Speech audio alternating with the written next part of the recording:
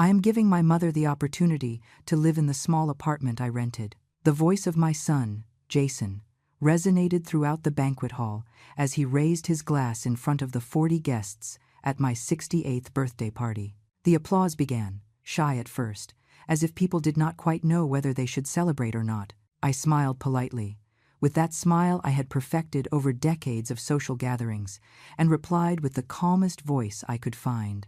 "Thank you, sweetheart, but I have my 3-story beach house." The silence fell like a slab of concrete. Jason took a step forward, sweating, his eyes shining in a strange, almost manic way, and released the words that would change everything. "My wife, her daughters, and her mother are already moving in there." I felt the ground disappear beneath my feet. I felt every gaze in that hall pinning itself to my face. I saw Tiffany, my daughter-in-law, trying to hide behind the dessert table. I saw Brenda, her mother, pale as a ghost next to the chocolate fountain. And in that exact moment, I walked toward the head table, took the microphone the DJ had left on the amplifier, and said aloud so that every single person in that place could hear it. "Then I think it is time for everyone to know the truth about what is happening in my house. Which country are you watching me from right now? Write it in the comments, because I need to know there are people who understand what it means to defend what is yours." But so you can understand how I arrived at that moment, standing with a microphone trembling in my hands and my heart beating like a war drum.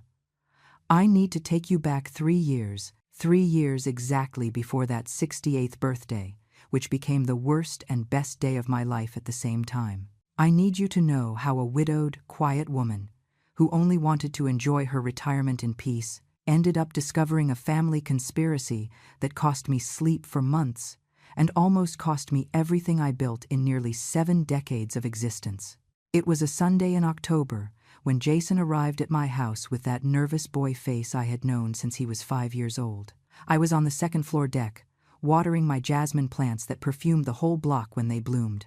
The ocean breeze moved the white linen curtains, and I thought, as I thought every afternoon at that hour, that every sacrifice to buy this property had been worth it. 40 years working as a certified public accountant at 3 different firms, saving every dollar I could, investing intelligently, and finally, 5 years ago, buying this 3-story house facing the ocean with the money from the sale of my previous condo and the savings of a lifetime. It was mine, completely mine, paid in full, with the deed in my name, no debts, no mortgage. My sanctuary after 40 years of marriage to a good man who left me a widow at 66. Jason sat in one of the white wicker chairs I had bought at an antique market and looked at me with those dark eyes he inherited from his father. "Mom, I met someone special." My son was 42 years old, had never been married, always so buried in his work at that logistics company where he had spent 20 years climbing the ladder. Of course, my mother's heart jumped with joy. Of course, I wanted to see him happy, with a partner, building a life with someone. He told me about Tiffany, 38 years old, divorced, mother of 2 teenagers, Kayla, 16, and Madison, 14. He told me he met her at a French cooking course, that she taught him pastry techniques, that they laughed together, that he felt something he had never felt before. It all sounded beautiful, normal, even exciting. But there was something about the way Jason would not hold my gaze when I asked specific questions. Something about how he touched the back of his neck, that nervous gesture he had since childhood when he was hiding some mischief from me. I asked him about her family, and that is where I saw the first crack in his enthusiasm. "Her mother lives with them," he told me, almost in a whisper. "But it is temporary, just until Tiffany finishes settling some things from the divorce." I nodded, smiled, filled his glass with more homemade lemonade, and did not say what I was thinking. But something inside me, that inner voice that women develop after decades of experience, of disappointments, of learning to read between the lines, shouted a warning that I chose to ignore because I wanted to see my son happy. I met her 15 days later.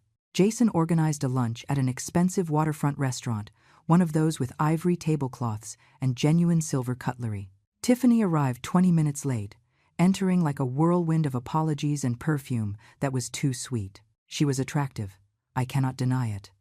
Black hair down to her waist, magazine-ready makeup, an emerald green dress that fit her body like a second skin. She hugged me, as if we were friends for life, squeezing me against her chest in a way that seemed calculated, almost theatrical. "Mrs. Margaret, Jason talks so much about you that I feel like we are already family." That word, family, came out of her mouth with a familiarity that made my skin crawl, but I attributed it to the air conditioning in the restaurant being too strong. During the 2 hours that lunch lasted, Tiffany did not stop talking. Her devastating divorce, her abusive ex-husband who left her completely bankrupt, how she was rebuilding her life from zero to give her daughters a future. Every sentence was a drama worthy of a primetime soap opera. Every story came accompanied by deep sighs and wet eyes that never actually shed real tears. I asked the polite questions expected of a future mother-in-law, nodded at the appropriate moments. But inside I was observing how she touched Jason's arm every 30 seconds, how she leaned toward the Scotch glass every time she laughed, how her eyes lit up in an almost predatory way when my son casually mentioned that I had some properties. She used that exact word, properties, in plural, as if I were a real estate tycoon and not simply a woman who worked her whole life to have a decent roof over her head.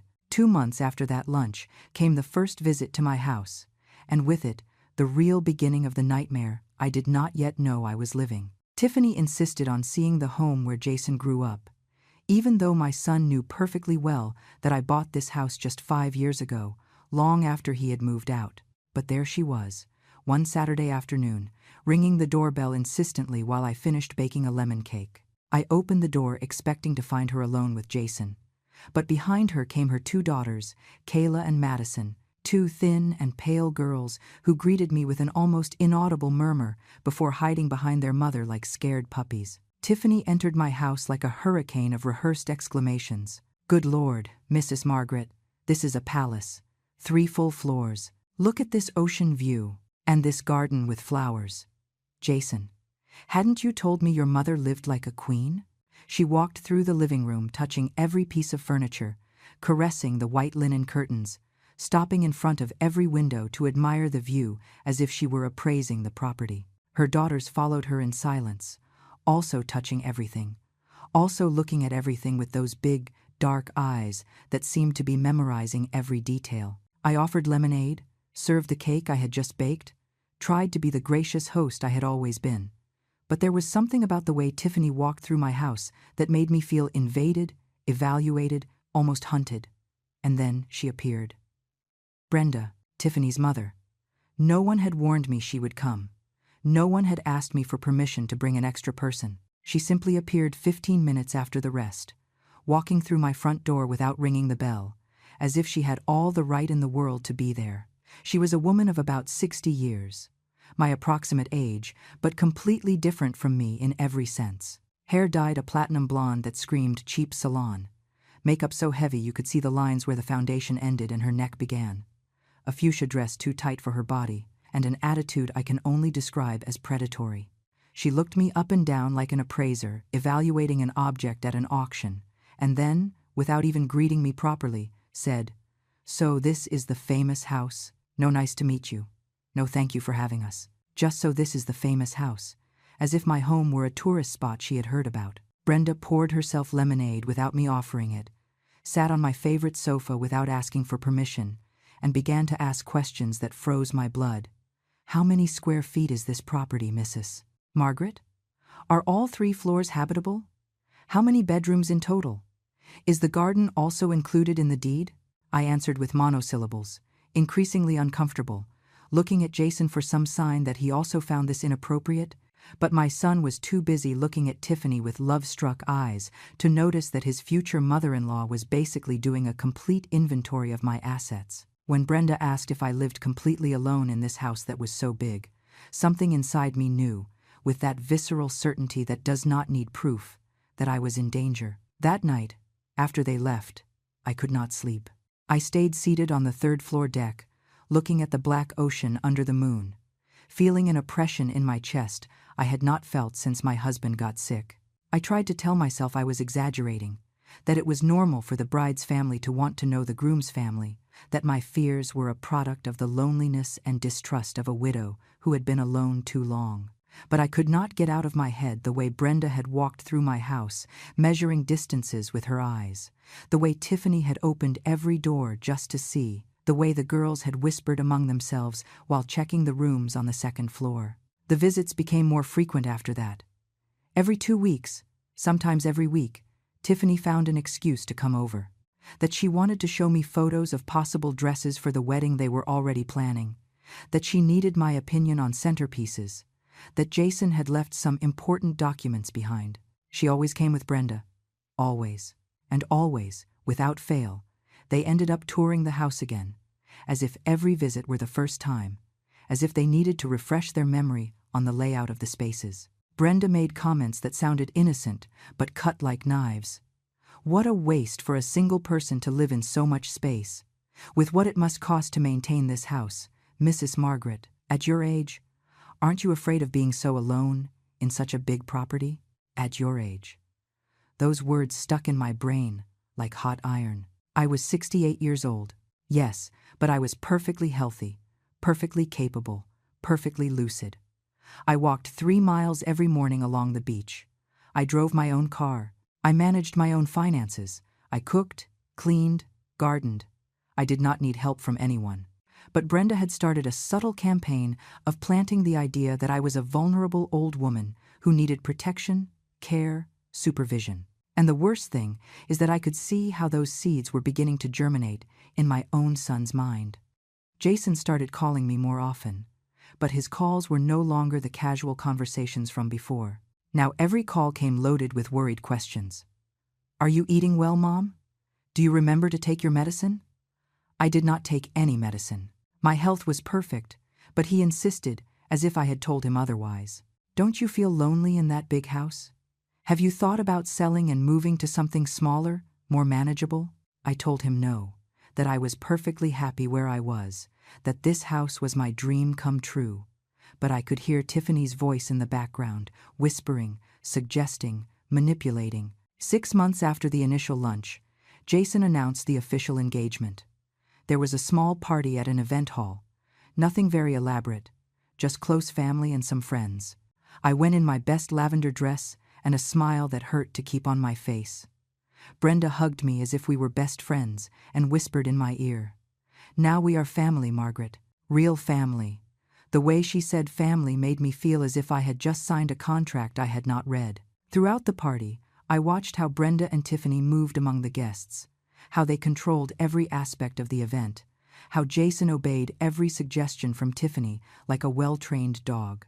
My son, that independent and successful man, had become a puppet, and I was watching how they pulled his strings in real time. 2 weeks after the engagement party, Tiffany asked me for something I should have rejected immediately, but my stupid desire to be a nice mother-in-law betrayed me. She asked me for a copy of my house keys, just for emergencies. She said that since they would soon officially be family, and since Jason spent so much time at my house when he came to visit, it would be more convenient if they could enter, if they arrived, and I was at the grocery store, or on my morning walk. I should have said no. I should have refused flatly, invented any excuse, kept my boundaries clear and firm.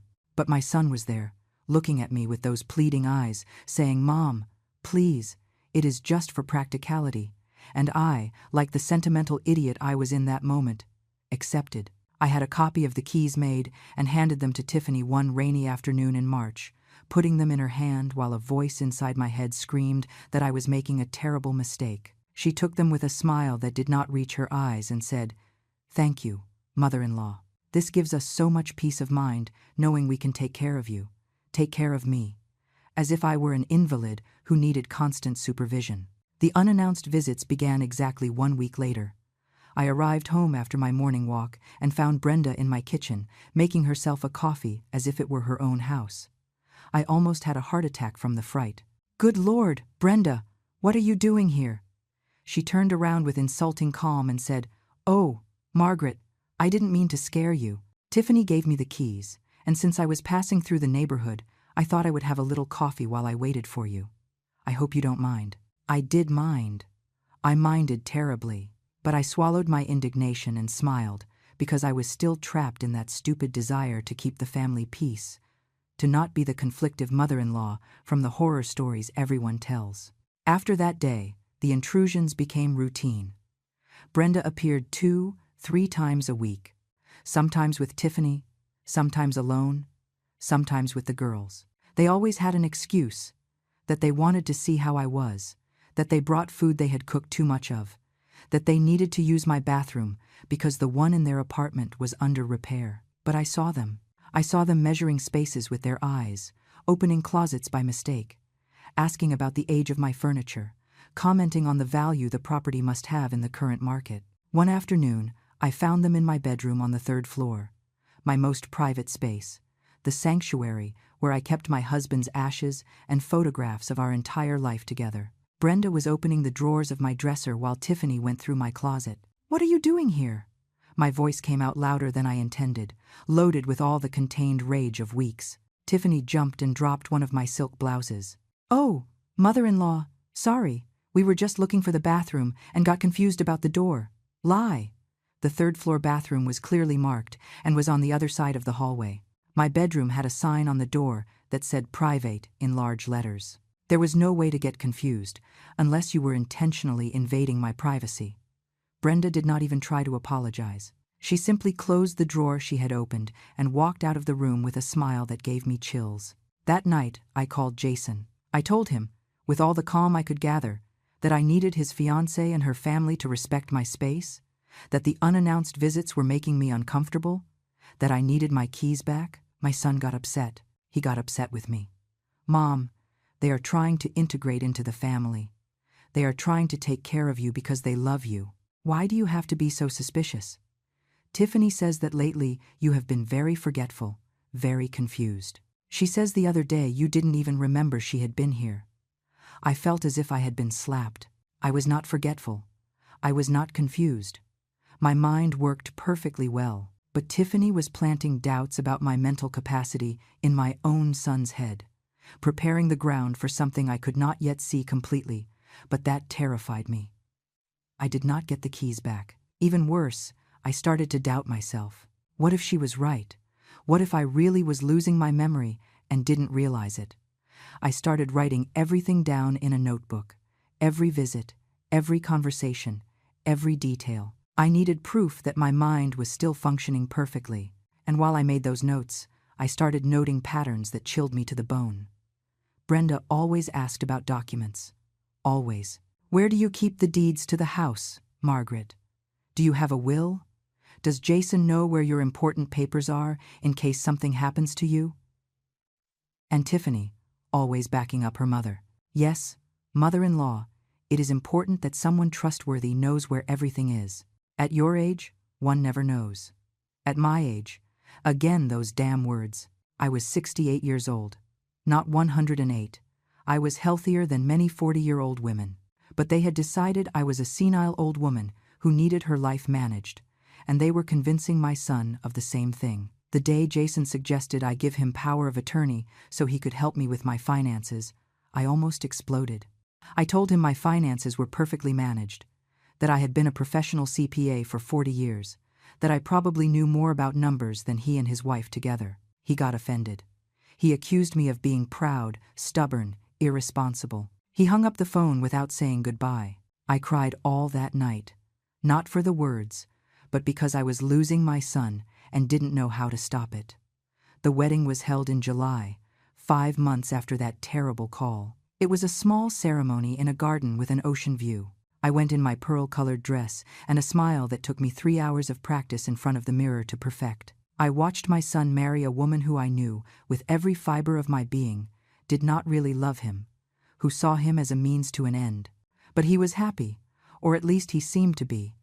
And I swallowed my objections because I had already learned that any negative comment about Tiffany would turn me into the enemy. Brenda gave a speech during the reception about the union of 2 families that sounded more like a declaration of conquest than a celebratory toast. She looked directly at me when she said, "And now, what belongs to one belongs to all." I felt a knot in my stomach that did not undo itself all night. After the wedding, things accelerated in a way I still struggle to process. Jason and Tiffany moved into an apartment near downtown, a nice 2-bedroom place my son rented with his salary. The girls and Brenda were supposed to stay in the apartment where they already lived, but Brenda started complaining constantly that the place was too small, too noisy, that the girls needed more space to study. And every time she complained, she looked at Jason with meaningful eyes, as if expecting him to offer a solution that we all knew what it was. My son, bless his naive heart, did not understand the manipulation happening right in front of his eyes. He thought his new mother-in-law was a woman worried about her granddaughters, not the calculating strategist I saw with crystal clarity. 2 months after the wedding, I received a call from my neighbor, Mr. Henderson, a 70-year-old man who lived 3 houses down. "Margaret, I don't want to meddle where I'm not called, but I have seen your daughter-in-law and another older lady entering your house several times when your car isn't there. Is everything okay?" I told him yes, that I had given them keys, that they were family. But after hanging up, something inside me broke. Mr. Henderson had noticed a pattern. Every time I went out, especially when I went to my monthly medical appointments or to visit my cousin in the neighboring town, Tiffany and Brenda appeared. I decided to run a test. I told Jason I was going to visit my cousin Linda in the city for 3 days, that I needed a break, a change of scenery, but I didn't go anywhere.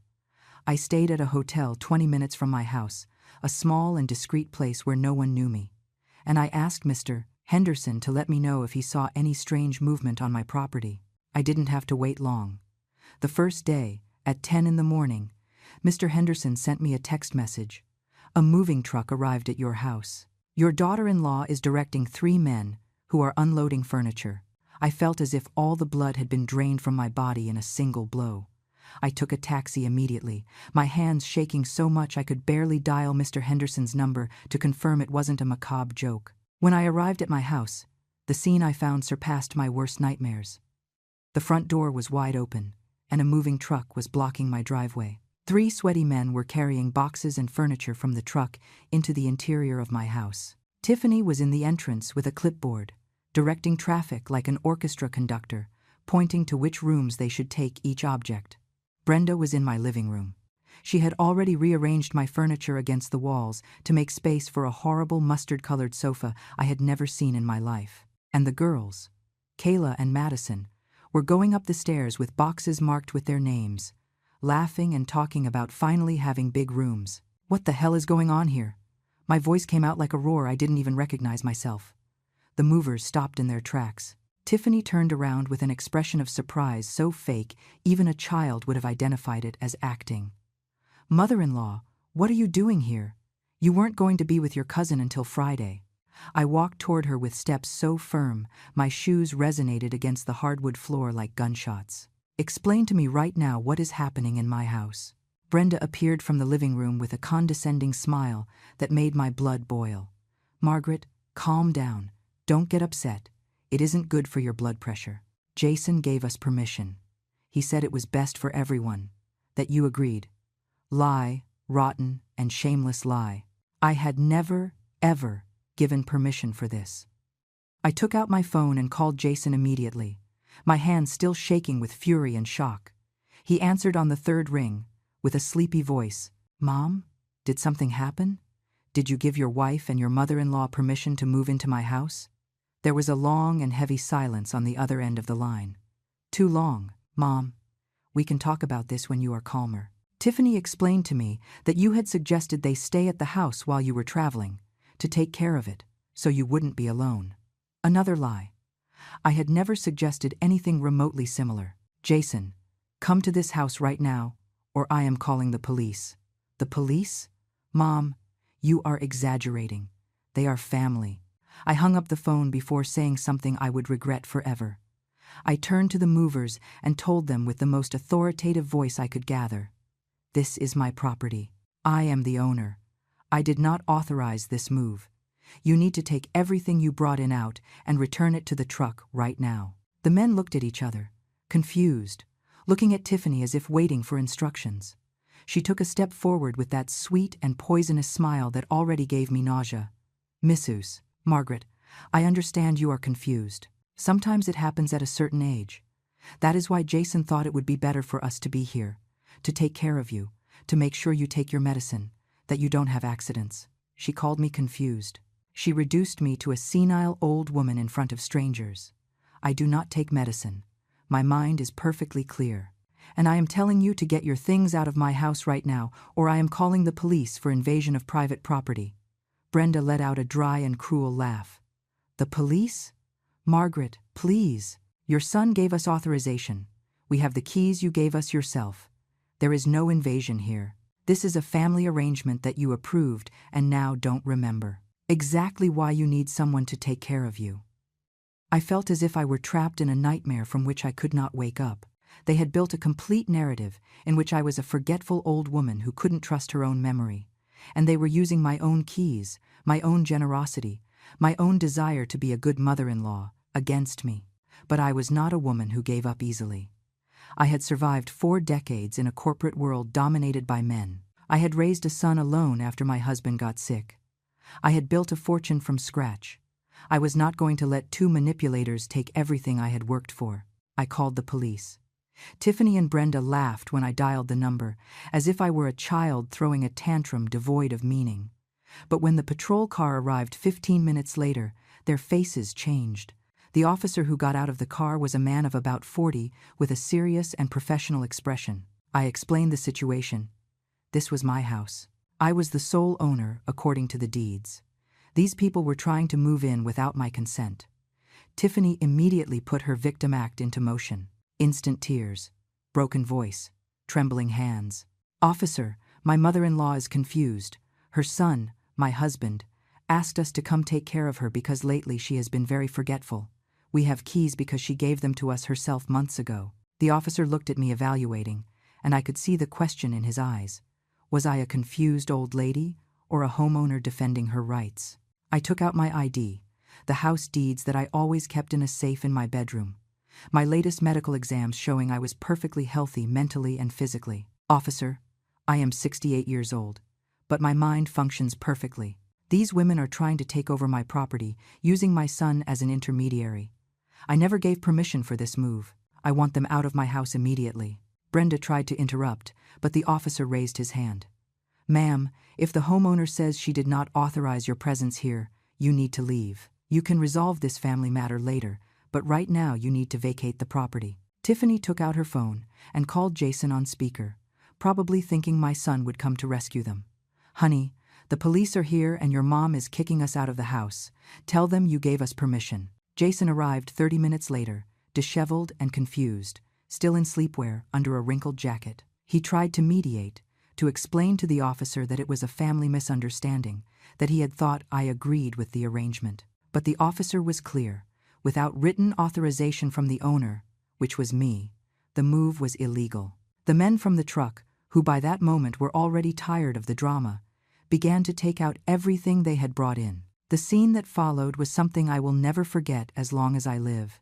Tiffany crying dramatically in the front yard, Brenda screaming insults at me that would make a sailor blush, the girls looking at me with pure hate while carrying their boxes back to the truck, and Jason standing in the middle of it all, with the face of someone who was finally starting to understand he had been manipulated, but still didn't want to admit it completely. The neighbors had come out to their porches and windows, watching the spectacle with that mix of horror and fascination that only a public family drama can provoke.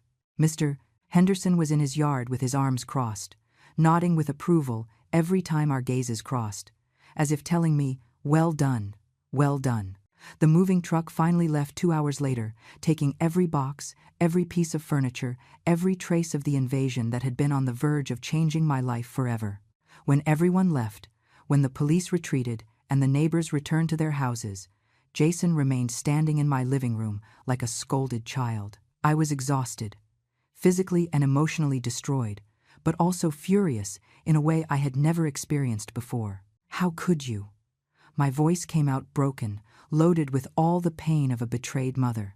How could you give them permission to move into my house without even asking me? He ran his hands through his hair, a gesture of frustration I knew since he was a teenager. Mom, I thought, Tiffany told me you had suggested the idea, that you were worried about being alone, that you wanted to have family close. She said you guys had discussed it during one of her visits. Lie after lie after lie. And my son had swallowed them all whole because he was blinded by what he thought was love. Jason, Look me in the eye and tell me honestly. At what moment would I, who spent the last 5 years building my independent life after your father's death, who rejected your offer to move in with you when I was widowed because I wanted my own space, have told you that I wanted your wife, your mother-in-law, and your stepdaughters to move into my house? I saw something break in his eyes, that first crack in the facade of denial he had been maintaining. She said you were forgetting things, that the other time you didn't remember her visits, that your doctor was worried. What doctor, Jason? My last checkup was 2 months ago, and the doctor said I have the health of a 50-year-old woman. Did she show you any medical report? Did she talk to any professional? Or did she simply tell you and you believed her without verifying? The silence that followed was so heavy I could feel it pressing against my chest. Jason let himself fall onto my sofa, the same sofa Brenda had tried to corner against the wall to make room for her horrible mustard-colored furniture. God, Mom, what have I done? Those 4 words, pronounced with genuine horror and regret, broke my heart in a different way than the anger. I sat next to him and took his hand. That hand I had held when he learned to walk, when he fell off his bike, when we buried his father. You allowed them to manipulate you, son. And they almost cost me everything I have, he cried. My 42-year-old son cried like I hadn't seen him cry since he was a small child. And I hugged him, because despite everything, he was still my son, my only son. And a mother's love does not extinguish even when you are betrayed. But the hug didn't last long. His phone started ringing insistently. It was Tiffany, of course, he answered on speaker, probably too exhausted to hide the conversation from me. His wife's voice came out of the device like the screech of a wounded animal. Jason, where are you? Your mother humiliated us in front of the whole neighborhood. The police treated us like criminals. My mother is devastated. The girls are crying. Are you going to allow your wife and your in-laws to be treated like this? Jason opened his mouth to answer, but I took the phone from his hand. Tiffany, this is Margaret. You and your mother tried to steal my house. You were not treated like criminals. You were treated exactly like what you are, invaders. And if you set foot on my property again without my explicit and written permission, next time I won't just call the police. I will file formal charges. I hung up before she could respond. Jason was looking at me with a mix of shock and something that might have been admiration. Mom, she is my wife. You can't talk to her like that. Your wife tried to steal my house. Jason. I can and I will talk to her exactly however I please. I got up from the sofa, walked toward the door, and opened it meaningfully. I think you need to leave now. I need to be alone. I need to process all this. And I need you to think very seriously about who the woman you married is. He left without saying anything else, with his shoulders slumped and his head down, and I closed the door behind him, feeling a mix of victory and devastation so intense I could barely breathe. That night, alone in my recovered house, I changed all the locks. I called an emergency locksmith who arrived at 10 at night and replaced every lock, every deadbolt, every entry point. It cost me $400, but it was worth every penny. The old keys I had given Tiffany and Brenda were now useless except as a reminder of my own naivety. I also installed a security system with cameras at all entrances, something I should have done years ago. If anyone tried to enter my property again, I would have video evidence from every possible angle. I was not going to be taken by surprise again. The following days were an avalanche of text messages, missed calls, and voicemails, each more desperate than the last. Tiffany alternated between tears and threats. Mrs. Margaret, please, we need to talk. It was all a terrible misunderstanding. 5 minutes later. I am going to talk to a lawyer about elder abuse and family neglect. Brenda was less subtle in her attacks. Selfish old woman, living alone in that huge house while your own family lives cramped in a miserable apartment. You are going to see what happens when you need help and no one is there for you. The girls, probably instructed by their mother and grandmother, sent me messages accusing me of ruining their lives, of taking away the opportunity to have their own rooms, of being a cruel and heartless grandmother. I deleted every message without replying. I didn't owe explanations to any of them. Jason appeared 3 days later, without warning, ringing my new doorbell at 7 in the morning. I saw him through the security camera before opening. He looked terrible, as if he hadn't slept in days, with deep circles under his eyes and wrinkled clothes. I opened the door, but I didn't invite him in immediately. "Are you coming to apologize, or to ask me to reconsider?" He lowered his gaze. "I'm coming to apologize and to tell you something I discovered." I let him in, and we sat in the kitchen, where I made coffee in silence while he gathered the courage to talk. Finally, with his hands trembling around his mug, he told me. "I found documents in the apartment. Tiffany and Brenda had a plan. Mom, a detailed plan." I felt as if the floor moved beneath my feet. "What kind of plan?" Jason took out his phone and showed me photographs he had taken of several documents. There were drafts of power of attorney applications, mental competency evaluation forms I had never signed, but had a forged signature that looked suspiciously like mine, quotes from nursing homes for seniors needing specialized care, and most chilling of all, a draft sales contract for my property with a price that was at least $300,000 below its real market value. "They were going to declare you incompetent," Jason said with a broken voice. "They were going to put you away somewhere, sell your house, keep the money, and make me believe it was all for your own good." The coffee I had just drunk churned in my stomach. It wasn't just an opportunistic invasion. It was a premeditated, calculated plan designed to strip me of everything while painting me as a senile old woman who needed to be protected from herself. "How long have they been planning this?" Jason shook his head. "I don't know for sure, but some of these documents have dates from more than a year ago. Since before we got married, that meant Tiffany had been studying me, evaluating me, planning my dispossession from the moment she met my son. The cooking course, the sweet smiles, the effusive hugs. It had all been calculated theater to gain Jason's trust and access to my life." "Does she know you discovered this?" I asked Jason while observing the photographs on his phone, each image like a stab to my faith in humanity. My son shook his head, running his hands over his face in a gesture of absolute exhaustion. "She doesn't know. I found them when she went out with her mother and the girls. They were hidden in a box at the back of our closet, under some blankets. I took photos of everything and left it exactly as it was. At least he had the intelligence to document the evidence before confronting them." "And what do you plan to do now?"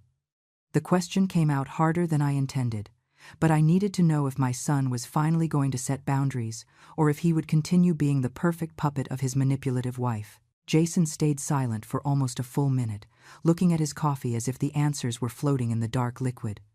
"I am going to confront her. I am going to ask her for a divorce, and I am going to make sure they can never hurt you again." I felt a relief so deep I almost got dizzy.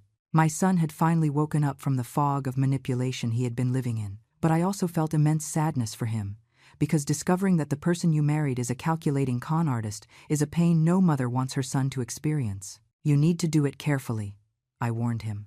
"You need to protect yourself legally. This woman and her mother are dangerous. Jason, they have zero scruples. Do not underestimate how far they can go." My son nodded, but I could see in his eyes that he still didn't completely understand the depth of the evil he had been living with. I did understand it. I had seen enough in my life to recognize a predator when I had one in front of me. I recommended he talk to Robert, my trusted lawyer, before making any move. Robert was a 60-year-old man, brilliant, meticulous, and with a reputation as a shark in the courtroom. If anyone could help Jason get out of this marriage without losing everything in the process, it was him. Jason accepted, took the phone number I wrote on a napkin, and left my house with a determination in his eyes I hadn't seen in more than a year. What I didn't know, what neither of us knew at that moment, was that Tiffany was much more cunning than we had calculated. That same afternoon, just 3 hours after Jason left my house, my phone exploded with calls. The first was from an unknown number, a social worker from the Department of Elder Affairs. "Mrs. Margaret Mendez? We received a report of concern for your welfare. Your daughter-in-law reported that you are living alone, in potentially unsafe conditions, that you have shown signs of cognitive decline, and that you rejected family help aggressively. We need to schedule an evaluation visit to your home." I felt as if icy water had been thrown on me. Tiffany had gotten ahead. She had played the vulnerable grandmother card before Jason could even start the divorce process. I kept calm, something decades working in hostile corporate environments had taught me to perfect. "Of course, miss, I will be delighted to receive your visit. You can come whenever you like, and you will see that I live in perfectly safe conditions, that my mental health is impeccable, and that the only threat to my well-being are the people who tried to invade my property 4 days ago. The police themselves have the report if you want to verify it." There was an uncomfortable silence on the other end of the line. "Ah, I understand. Well, anyway, we need to do the evaluation. It is protocol when we receive this type of report. Does Thursday at 10 in the morning work for you?" I accepted, because refusing would have only made it seem like I had something to hide. But immediately after hanging up, I called Robert. Robert listened to my whole story without interrupting, making notes in that meticulous way he had, occasionally asking specific questions about dates, conversations, witnesses. When I finished, there was a long silence before he spoke. "Margaret, this is more serious than I initially thought. What you are describing to me is a very well-orchestrated attempted fraud against an elder. The fact that they forged your signature on legal documents is a serious crime. The attempt to declare you incompetent without legitimate medical evaluation is another violation.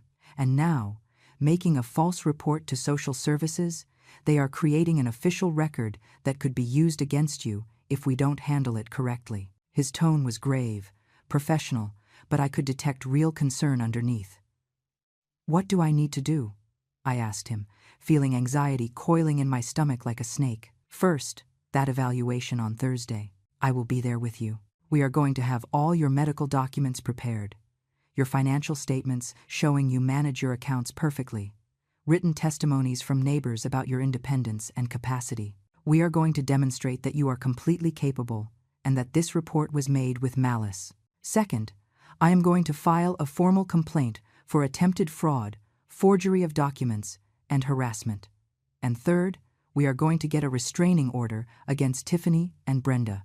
They cannot get near you or your property." It was a solid plan, but I knew Tiffany and Brenda wouldn't give up so easily. Women who plan to steal houses and declare old ladies incompetent aren't the type to accept defeat gracefully. The next 3 days were a whirlwind of preparation. Robert helped me organize every relevant document. My complete medical history showing perfect cognitive evaluations. My bank statements demonstrating I handled complex transactions without problems. Utility bills paid on time for years. My valid driver's license, tax returns meticulously filed. We also got written statements from Mr. Henderson and 2 other neighbors confirming they saw me every day living my normal life, walking, shopping, gardening, perfectly independent and capable. Even my primary care doctor wrote a detailed letter certifying my excellent physical and mental health for my age. Thursday arrived with an anxiety that had me awake since 4 in the morning.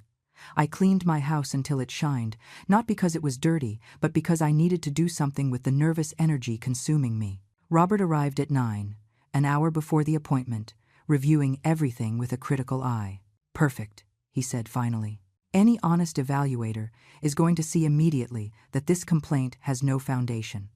The social worker arrived on time. She was a woman of about 50, with a serious but not hostile expression, clipboard in hand, and a professional attitude I appreciated. She introduced herself as Caroline and explained she would do a tour of the house. She would ask me some questions and evaluate my ability to live independently. What followed was probably the most exhaustive inspection my house had received in its existence. Caroline checked every room, opened the refrigerator to verify I had fresh food, checked the bathrooms to make sure they were clean and functional, verified there were no obvious dangers like loose cables or slippery floors. She asked me questions about my daily routine, my activities, how I handled my finances, if I had friends or regular social contact. I answered every question with calm and detail, showing her my calendars where I noted my appointments, my shopping list for the week, my personal ledgers where I recorded every expense. Robert remained close, without interfering but observing everything, taking his own notes. After almost 2 hours, Caroline sat with me in the living room with an expression that had softened considerably since her arrival.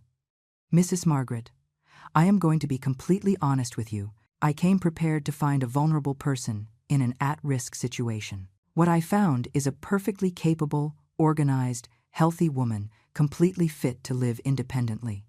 Your house is impeccable, your documents are in order, and clearly you manage your life without any problem." I felt the tension I had been holding in my shoulders finally release. "In fact," continued Caroline, looking at her notes, "it worries me that this report was made with less than honest intentions. You have problems with your daughter-in-law." I told her everything. I didn't spare details.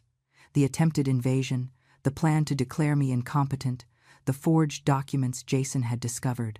Robert added information about the legal complaint we were preparing. Caroline listened with growing horror, shaking her head. "This is elder abuse, Mrs. Margaret, and it is a serious crime. I am going to close this case immediately with a recommendation that there is no foundation for the complaint. But I am also going to add a note in the system alerting about possible malicious use of the protection service with intentions of fraud. If your daughter-in-law tries to make another false report, she will already be flagged in our system." It was a victory, but I knew this was far from over. Caroline was not wrong in her prediction. That same night, just a few hours after she left with her favorable report, Brenda appeared at my door. I saw her through the security cameras, standing in front of my entrance, with arms crossed and an expression of fury that could have melted steel. She rang the doorbell over and over, pressing the button with so much force it looked like she was going to break it. "Margaret, open this damn door. I know you're in there. I saw your car in the garage." Her voice was a sharp screech that probably all the neighbors could hear. I didn't open. Instead, I took my phone and recorded everything from the security camera monitor while she continued her tantrum. "Manipulative old woman. You put ideas in my son-in-law's head. Now he wants to divorce my daughter. You are going to pay for this. I am going to leave you in the street." The threats continued for almost 20 minutes. Brenda kicked my door, hit the windows, ripped up some of my plants from the front garden, and threw them against the facade. I called the police for the second time in less than a week. While waiting for them to arrive, Brenda began screaming lies so the neighbors would hear them. "This woman is sick in the head. She needs help but refuses to receive it. We only want to take care of her, and she treats us like criminals." It was a pathetic, desperate, and absolutely incriminating spectacle. Every word, every violent action was being recorded in high-definition video from 3 different angles. She was, literally, handing me evidence on a silver platter. When the police arrived, Brenda tried to change her attitude instantly. The fake tears reappeared, the broken voice, the trembling hands. But the officers weren't fools. One of them was the same one who had responded to the call during the moving attempt and recognized the address immediately. "You again," he said with a tired voice. "Didn't we tell you that you couldn't come near this property without the owner's permission?" Brenda tried to explain she was worried family, that she only wanted to talk to me about everyone's well-being. I walked out of my house with the phone in my hand, showing the officers the full video of the last 20 minutes. The threats, the vandalism, everything was there in irrefutable evidence. "I want to file charges for threats, harassment, and property damage," I said with a firm voice, without a trace of the trembling I felt inside. "And I want an immediate restraining order against this woman and her daughter, Tiffany." The younger officer began taking notes, while the older one informed Brenda of her rights. I saw her go pale when she understood that this time she had gone too far, that her outburst of fury had cost her any appearance of being a victim she might have maintained. "You can't arrest me. I am a 60-year-old woman. I have granddaughters who depend on me." But her protests served nothing. They handcuffed her right there, in my front yard, while all the neighbors watched from their windows. Mr. Henderson came out to his porch and gave me a thumbs-up gesture of approval. After they took Brenda away, I sat in my living room, shaking from head to toe. The adrenaline that had sustained me during the confrontation finally evaporated, leaving me exhausted and emotionally destroyed. I called Robert and sent him the videos. His response was immediate. "This is legal gold, Margaret. With this evidence, the restraining order is guaranteed, and it enormously strengthens our case of harassment and attempted fraud." I should have felt victorious, but I only felt tired of fighting, tired of defending what was mine, tired that my own family had become my worst enemy. Jason called 30 minutes later, his voice loaded with panic. "Mom, the police called me. They say they arrested Brenda at your house." What happened? I told him everything, without softening any details. I heard his agitated breathing on the other end of the line, processing the magnitude of what his wife and mother-in-law had been doing. I already asked for the divorce formally this morning, he told me finally. I spoke with Robert 2 days ago, and he helped me prepare everything. Tiffany received the papers 3 hours ago. That's why Brenda must have gone to your house. They are desperate. I felt a mix of relief and apprehension. The divorce was necessary, but I knew Tiffany wouldn't accept it peacefully. Women like her never let go of their victims without fighting with every dirty weapon they have available. I wasn't wrong. During the next 10 days, Tiffany unleashed a defamation campaign that would have impressed any psychological warfare specialist. It began with phone calls to all of Jason's acquaintances, crying about how her manipulative mother-in-law had destroyed her marriage, how I had poisoned her son against her, how she had only tried to help me and I had treated her like trash. She called distant cousins I didn't even know existed, Jason's co-workers, even my son's old elementary school teacher she found on social media. Every story was more dramatic than the last, painting me as a cruel villain who hated seeing her son happy. But her mistake was thinking I didn't have my own support network. My lifelong friends, the women I had worked with for decades, the neighbors who truly knew me, everyone closed ranks around me. When Tiffany tried to spread rumors in the neighborhood gardening club about my supposed senility, 3 women who had known me for years confronted her publicly with facts. When she tried to convince the administration of my old job that I had been fired for incompetence, an absurd lie considering I retired with honors. After 40 years, my former boss called personally to verify and then called me to warn me about the lies circulating. The breaking point came when Tiffany, in a move of spectacular desperation, tried to organize a family intervention at my house, without warning me. Of course, she appeared one Sunday morning with a group of people that included a supposed family therapist who turned out to be a friend of Brenda's without any real license, 2 cousins of hers I had never seen in my life, and the girls, Kayla and Madison, who clearly were there against their will.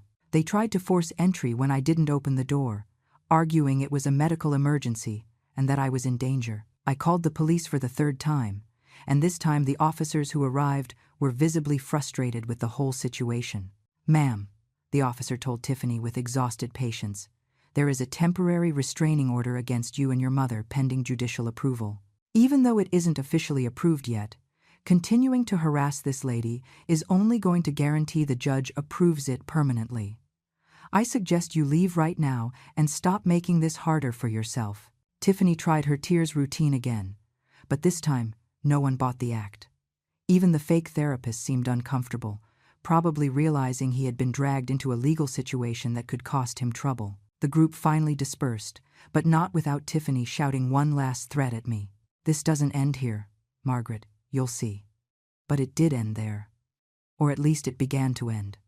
Robert worked with relentless efficiency during the next 2 weeks. He presented all the collected evidence. The videos of Brenda vandalizing my property, the audio recordings of the telephone threats, the forged documents Jason had photographed, the social worker's report confirming the complaint was false, neighbors' testimonies, everything. The judge who reviewed the case didn't take 5 minutes to approve permanent 3-year restraining orders against Tiffany and Brenda. They could not come within 200 yards of my house, my person, or any place I frequented regularly. Violating the order would result in immediate arrest and criminal charges. Jason's divorce process advanced parallel to all this. Tiffany tried to fight for a ridiculous division of assets, claiming she had a right to half of everything my son possessed, despite having been married less than a year.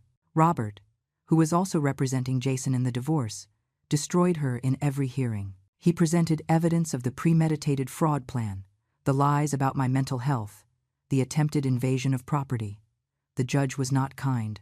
Not only did he deny any claim of Tiffany's on Jason's assets, but he publicly admonished her in court for her fraudulent behavior and warned her she was 1 step away from facing criminal charges. 6 months after that 68th birthday that almost destroyed my life, the closure I needed finally arrived.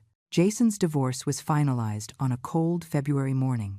I went to the final hearing, not because I needed to be there legally, but because I wanted to see with my own eyes the moment my son freed himself from the claws of that woman. Tiffany arrived in a dramatic black dress, makeup intentionally smudged to look like the desolate victim, accompanied by a cheap lawyer who clearly knew he had a losing case. When the judge declared the marriage officially dissolved, I saw something break in Tiffany's facade. The victim mask fell for a second, replaced by an expression of pure hatred directed toward me. But she didn't scare me anymore. She no longer had any power over my family. What came next was almost poetic in its justice. It turns out Brenda had spent all her savings, and Tiffany's, on lawyers trying to fight legal battles they couldn't win. The apartment where the three lived, plus the girls, was a rental that depended on Tiffany's income working as a receptionist at a spa, a job she lost when the constant absences for court hearings became unsustainable. Without Jason's salary, they had planned to control. Without my house, they had planned to steal. Without the resources they had calculated having, they found themselves exactly in the position they had tried to put me in. Vulnerable, in debt, and without options. Mr. Henderson, my faithful neighbor, kept me informed through his neighborhood gossip network about what was happening with them. Apparently, Brenda and Tiffany had to move to an even smaller apartment, barely 2 bedrooms, in a rundown building in a less safe part of the city. The girls, Kayla and Madison, who initially had been on their mother and grandmother's side, began to question the official story when the truth started to leak out. A classmate of Kayla's, whose mother was a friend of one of my friends, told her the real version of events, how they had tried to steal an old lady's house, how they had lied and manipulated, how everything had been a calculated plan from the beginning. The girls were ashamed, deeply. One afternoon, almost 8 months after the initial incident, Kayla appeared alone at my door. I saw her through the cameras, standing nervously, without her mother, without her grandmother. I considered not opening, but something in her body language, the way she looked at the ground, made me reconsider. I opened the door with the security chain on, maintaining physical and emotional distance. Mrs. Margaret. Her voice was small, nothing like the arrogant girl who had helped carry boxes during the invasion attempt. Can I talk to you? Just 5 minutes. My mom and grandmother don't know I'm here. I let her in, but I stayed alert, my phone in my pocket with the speed dial to the police ready just in case. We sat in the living room, with a table between us. Kayla didn't look up for almost a full minute, twisting her hands in her lap. When she finally spoke, her voice was loaded with genuine shame. I came to apologize. Me, us. Madison and I didn't know. Well, we knew something wasn't right, but Mom and Grandma told us you were sick, that your mind wasn't working well, that we were going to take care of you. They made us believe we were heroines, saving an old lady who couldn't fend for herself. But it was a lie. It was all a lie. The tears rolling down her cheeks seemed real, not her mother's calculated theater. Why are you coming to tell me this now? I asked her, without softening my tone. I needed to know if this was genuine or just another manipulation, perhaps sent by Tiffany to soften me up. Kayla took out her phone and showed me text conversations between her mother, and her grandmother. Messages where Brenda instructed her exactly what to say if anyone asked about me, how to present the story so they looked like the victims. Messages where Tiffany celebrated almost managing to take over the house. Messages where they discussed how much money they would get when they finally got rid of the old woman. Reading those words, seeing my existence reduced to a monetary obstacle they needed to eliminate, turned my stomach. My sister and I want to leave, continued Kayla, putting her phone away. We want to live with our dad. He was never the monster Mom told us he was. We have been talking to him in secret these last few months, and he told us his version of everything. We realize now that Mom and Grandma used us, turned us into part of their horrible plans, and we don't want to be like that. We don't want to be like them. I believed her. Not because I was naive, but because there was an authenticity in her pain that cannot be easily faked. 16 years is old enough to understand she has been manipulated, but young enough for it to hurt deeply. I didn't hug her. I didn't tell her everything was forgiven, but I accepted her apology with a nod. I hope you and your sister can escape the toxicity of your mother and grandmother, I told her honestly. But understand that I cannot have any kind of relationship with you girls. You were part of something that almost destroyed me. Maybe with time, maybe years, that can change. But not now. Kayla nodded, drying her tears with the back of her hand. I understand. I just wanted you to know we are sorry. and that we admire how you fought for yours. You taught us that women don't have to be victims." She left shortly after, and I sat in my living room processing the conversation for hours. Jason and I began slowly to rebuild our relationship. It wasn't easy or fast. The betrayal I felt when he allowed his wife to almost strip me of everything was a deep wound that didn't heal with simple apologies. But my son was genuinely remorseful, and more importantly, he was doing the real work of understanding how he had been manipulated, how his own insecurities and desire for family had blinded him to the obvious red flags. He started therapy, something I had suggested multiple times, and he finally accepted. Our conversations went from being tense and full of awkward silences to genuinely reconnected. 1 year after the disastrous birthday, Jason organized a small dinner at my house, just the two of us, to celebrate my 69th. He cooked himself, following recipes his father used to make, filling my kitchen with aromas I hadn't smelled in years. As we ate on my deck with the ocean view, under the stars, he looked at me with wet eyes and said, "Mom, I almost lost you because I was a blind idiot. I almost let those women steal everything from you. I don't know if I'm ever going to forgive myself for that." I took his hand across the table, that hand I had held his whole life, and told him, "I already forgave you, son. Now it's your turn to forgive yourself." Meanwhile, Tiffany and Brenda didn't have as much luck rebuilding anything. The rumors Mr. Henderson shared with me, which I listened to with a mix of satisfaction and pity, painted a picture of complete unraveling.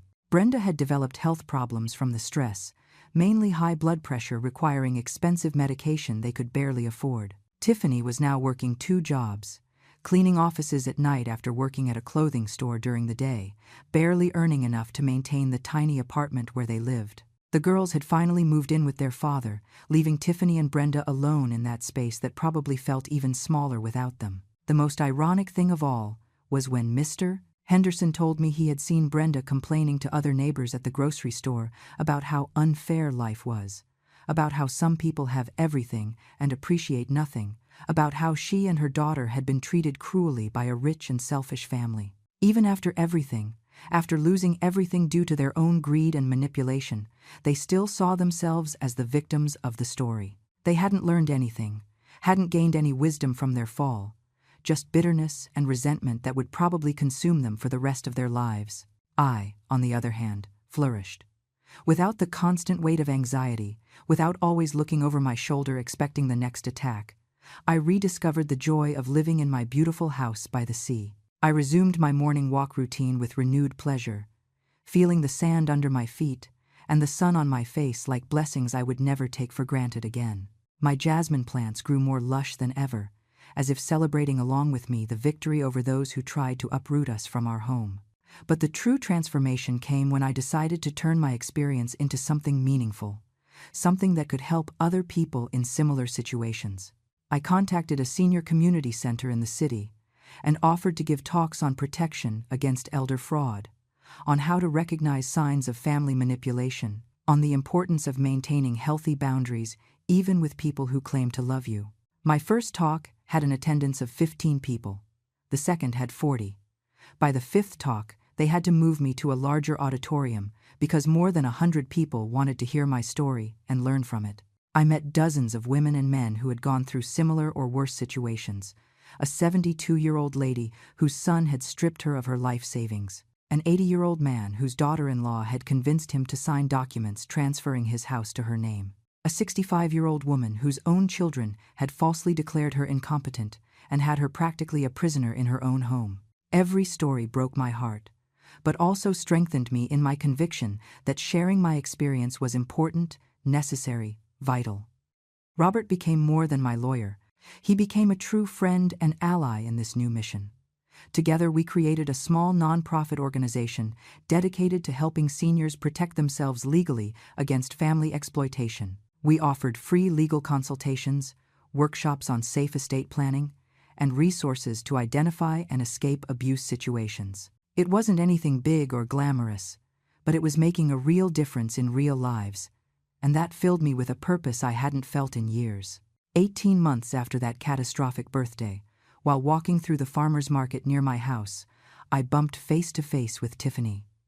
It was completely accidental. Neither of us expected it. She was pushing a shopping cart full of cheap vegetables and generic products, dressed in worn-out clothes that had seen better days, her hair pulled back in a simple ponytail without the elaborate style she used to wear. She saw me and froze. Her eyes widened with a mix of shock, shame, and that residual hatred that probably would never completely disappear. For a moment I thought she was going to say something, that she was going to launch some final diatribe or accusation. But she didn't. She simply lowered her gaze and hurried past me, as if being near me burned her. I didn't feel triumph in that encounter, nor did I feel pity. Exactly. What I felt was a kind of definitive peace, a final closure. That woman who had tried to destroy my life was now just a stranger in a market, someone whose power over me existed solely in my memory. She wasn't a threat anymore. She wasn't relevant anymore. She was simply a woman who had bet everything on an evil plan and had lost spectacularly. Life had returned to her exactly what she had tried to do to me. Loss, humiliation, constant struggle. And although I didn't rejoice in her suffering, neither did I feel guilt for having defended what was mine. My 3-story beach house, that dream they almost snatched from me, became something more than simply my home. It became my symbol of resistance, my monument to the idea that older women are not easy victims, that we have a voice, rights, and the capacity to fight fiercely for what belongs to us. I organized monthly meetings of my support group on my deck, where women who had suffered attempted exploitation could share their stories, mourn their losses, celebrate their victories. My living room filled with laughter and tears, with collective strength and female solidarity that crossed generations. Jason met someone new almost 2 years after his divorce. A woman named Linda, coincidentally with the same name as my cousin, who was a high school teacher, divorced with no kids, with a genuine smile, and without any interest in my properties or finances. The first time I brought her to dinner at my house, I observed every gesture, every word, every interaction with my son, looking for red flags. But there weren't any. There was only a normal woman, with her own resources, her own stable life, who seemed to genuinely enjoy my son's company for who he was, not for what he could give her. I gave them my blessing, cautious but hopeful. Mr. Henderson, my faithful neighbor, became one of my best friends. We went on morning walks together now, comparing notes on neighborhood gossip, laughing about the little foolishness of daily life. He told me that Brenda and Tiffany had finally moved from the small apartment to something even cheaper in another part of the city, probably unable to stand living so close to the neighborhood where everyone knew their shame. I heard that Brenda tells anyone who listens that you treated them unfairly, he told me one morning while we watched the sunrise over the ocean. Let them, I replied with genuine tranquility. Some people are never going to accept responsibility for their own actions. That is their burden to carry, not mine. I celebrated my 70th birthday with a huge party at my house. I invited everyone, Jason and Linda, Robert and his wife, my friends from the gardening club, the members of my support group, neighbors, acquaintances from the community center, even the social worker Caroline who had verified my competence 2.5 years ago. My house filled with people who genuinely appreciated me, who celebrated not only my birthday, but my survival, my victory, my refusal to be turned into a victim. There was no drama, no unpleasant surprises, no manipulators lurking in the shadows planning my dispossession. There was only love, laughter, good food, and the deep satisfaction of being surrounded by people who valued me for who I really was. During the toast, Jason stood up with his glass in hand and spoke with an emotional voice. I want to say something about my mother. 2.5 years ago, I almost lost her because I was stupid enough to let evil people manipulate me against her. They tried to steal everything from her, her house, her dignity, her autonomy, her peace of mind. But they underestimated Margaret Mendez. They underestimated the strength of a woman who built everything she has with her own work, intelligence, and determination. My mother not only defended herself, but turned her experience into a way to help hundreds of other people. She is the strongest woman I know, and I am honored to be her son, even though I almost didn't deserve to be. Tears ran down my face while everyone applauded, and in that moment I knew with absolute certainty that all the pain, all the struggle, all the battle had been worth it. That night, after the last guest left, and I was alone on my deck watching the black waves under the full moon. I reflected on the whole journey I had traveled. From that lonely 66-year-old widow who just wanted to enjoy her retirement in peace, to the 70-year-old woman who had become an advocate for seniors' rights. From almost losing everything to gaining something much more valuable than material possessions. My voice, my power, my unshakable certainty that I deserved respect and protection. The waves broke against the shore in their eternal rhythm, indifferent to human dramas, reminding me that life continues beyond our little tragedies and triumphs. I thought about Tiffany and Brenda occasionally. I wondered if ever in some dark moment of the night they looked in the mirror and admitted the truth about what they had tried to do. Probably not. People like them rarely reach that level of self-awareness. They would probably continue blaming the world, me, the injustice of life for their situation, without ever recognizing that they themselves had dug their own hole. And that was fine. I didn't need their regret or recognition. They no longer occupied space in my heart or my mind, except as closed chapters in the story of my life. My 3-story house was still mine. My deeds were secure in a safe that only I could open. My finances were protected with security measures Robert had helped me establish. My will was clearly drafted, without ambiguities, without room for manipulation. And most importantly, my mind was clear, my spirit was strong, and my life was full of purpose and meaning. I had survived a calculated attempt to strip me of everything, and not only had I survived, I had thrived in ways I would never have imagined possible before it all started. As I prepared to enter the house and go to bed that night of my 70th birthday, I took a last moment to touch the railing of my deck, to feel the solidity of my home under my hands. This house, this piece of paradise I almost lost, now represented much more than bricks and cement. It represented the victory of a woman who refused to be silenced, intimidated, or stripped. It represented the importance of trusting your intuition, of defending your boundaries, of fighting for what is yours, even when the fight seems impossible. And it represented the fundamental truth that never, never are you too old to be strong, to be brave, to be unstoppable. I smiled toward the dark ocean and whispered to the night. They tried to destroy me, but the only thing they achieved was showing me exactly how powerful I really am. And with that truth settled deeply in my heart, I entered my house, locked the door, and slept the most peaceful night I had had in years.